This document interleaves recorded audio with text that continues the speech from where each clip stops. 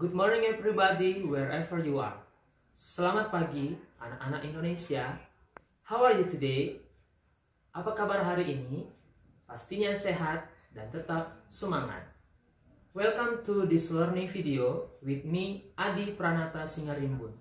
Pada kesempatan ini, kita akan membahas salah satu jenis teks dalam bahasa Inggris yang dipelajari di kelas 7. Anyone of you know what kind of text that we will be discuss? Adakah di antara anak-anak kami yang tahu teks apa yang akan kita bahas? Teks ini berhubungan nanti dengan hewan, orang, tempat, ataupun benda. Ada yang tahu teks apa? Jika ada di antara anak-anak kami yang menjawab teks deskripsi, or in English we say descriptive text, maka jawaban kamu benar. Oleh karena itu, sekarang saya minta silakan diperhatikan dengan serius, karena setelah menonton video ini, kamu diharapkan mampu untuk menjawab soal-soal yang berhubungan dengan descriptive text dan membuat descriptive text. So, let's check it out. Berbicara tentang teks dalam bahasa Inggris, maka ada 3 hal yang harus kita kuasai. Yang pertama, ada namanya social function, atau dalam bahasa Indonesia kita sebut dengan fungsi sosial. Yang kedua, ada generic structure, atau dalam bahasa Indonesia kita sebut dengan struktur teks. Dan yang ketiga, ada namanya language features, atau dalam bahasa Indonesia kita sebut dengan unsur kebahasaan. Seperti yang sudah saya sebutkan di awal tadi, bahwa kali ini kita akan membahas tentang descriptive text, maka kita akan perdalam ketiga hal yang sudah saya sebutkan sebelumnya. The first one is social function, ataupun fungsi sosial daripada descriptive text adalah to describe a particular person, animal, place, or thing. The second one, kita akan masuk kepada generic structure, ataupun struktur teks. Apa yang dimaksud dengan struktur teks? Bahwa setiap teks itu dia memiliki susunan-susunannya. Nah, di descriptive text ada 2 struktur teksnya. Yang pertama kita sebut dengan identification, yang kedua description. What is identification? Identification contains about the introduction of person, animal, thing, or place will be described. Itu adalah identification.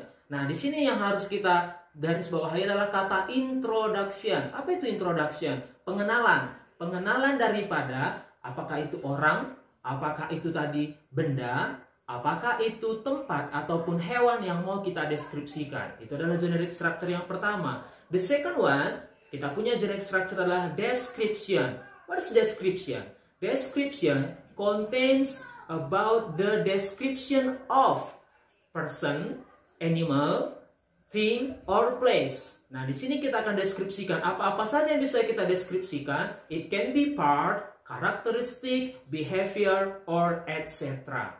Nah, yang ketiga, kita akan masuk yang namanya language features. Apa tadi saya bilang language features? Ya, betul, unsur kebahasaan. Apa itu unsur kebahasaan? Nah, di sini kalau kita mau membuat teks deskripsi atau kita membaca teks deskripsi, apa saja nanti kebahasaan-kebahasaan yang digunakan di sana? Ya, yang pertama, dia adalah use specific participant. Maksudnya specific participant di sini bagaimana? Bahwa partisipan ataupun hal yang kita deskripsikan di sana adalah sudah spesifik. Contohnya bisa nanti bilang my brother, ataupun my cat, dan lain-lainnya. Nah, yang kedua, bahwa dalam teks deskripsi kita akan menggunakan yang namanya simple present tense. Ya, sebelumnya, apakah anak-anak kami sudah belajar dengan simple present tense?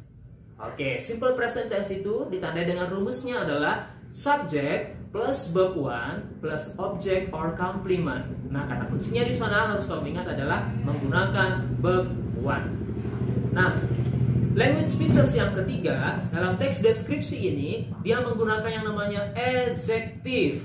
Apa itu adjective? Dalam bahasa Indonesia, adjective itu kita sebut dengan kata sifat. Kata sifat itu adalah kata yang digunakan untuk menjelaskan yang namanya kata benda. Contohnya, a beautiful girl.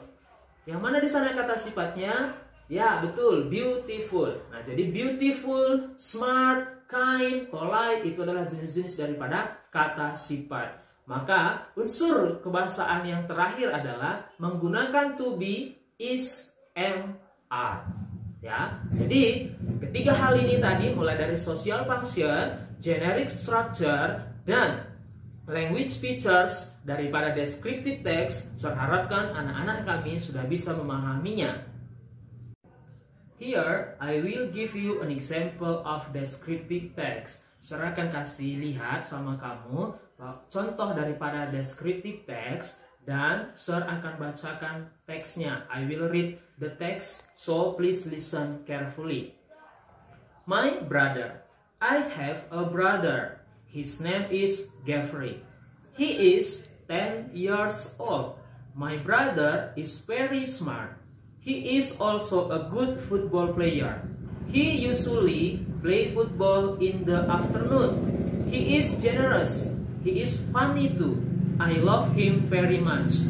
But I don't like some things about him. His room is always messy. He puts his things everywhere. He also drinks too much soft drink. He doesn't like fresh water. I always worry about his health. Nah, kalau anak-anak kami perhatikan contoh daripada teks deskripsi ini, maka dari teks deskripsi ini yang menjadi identification-nya adalah kalimat pertama dan kedua. I have a brother, his name is Geoffrey. Nah, itulah yang menjadi identification. Dan sisanya, the other sentences, it belongs to description. Bahwa kalimat-kalimat yang lainnya itu adalah termasuk kepada deskripsi ataupun penjelasan daripada tentang si Geoffrey tersebut. Nah, sekarang saya minta giliran kamu semuanya untuk membaca teks ini. Oleh karena itu, kamu boleh pause dulu videonya. Setelah itu, kamu baca teksnya. Oke, nah sekarang semua anak kami sudah selesai membaca teksnya. So, now I will give you exercise related to the text. There are 5 questions. Please answer the following question carefully based on the text. Nah, cara kamu menjawabnya dengan menuliskan jawaban kamu di kolom komentar. Saya tunggu jawabannya ya. Terima kasih telah menonton video pembelajaran ini. Semoga bermanfaat. Thanks for watching. See you.